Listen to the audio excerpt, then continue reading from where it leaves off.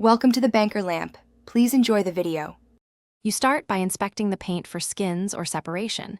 This tells you whether thinning and filtering will fix it. Pour into a clean bucket and stir vigorously to reincorporate pigments and binder because stirring restores uniform consistency. If bits remain, add a small amount, 1 to 2 tablespoons, of appropriate thinner for every gallon. Latex uses water, oil needs mineral spirits. Once mixed, let it sit 1 to 2 minutes so trapped air rises, then continue to the next step. Now filter the paint through a fine mesh strainer into a second clean container to capture skins and grit. This step prevents clogs and uneven application. If flow is sluggish, add very small amounts of thinner and mix thoroughly. Why small amounts? Because overthinning weakens finish adhesion and increases drip.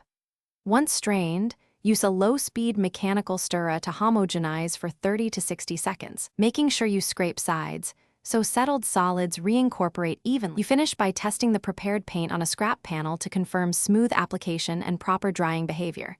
This tells you whether to proceed. Apply thin, even coats, maintaining a wet edge and feathering to avoid lap marks. If slight texture appears after drying, sand lightly with fine grit and recoat.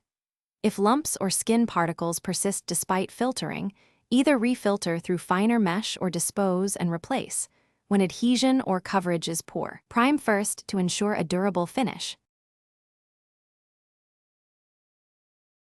Thanks for watching. If this was helpful, leave a like and consider subscribing. See you next time.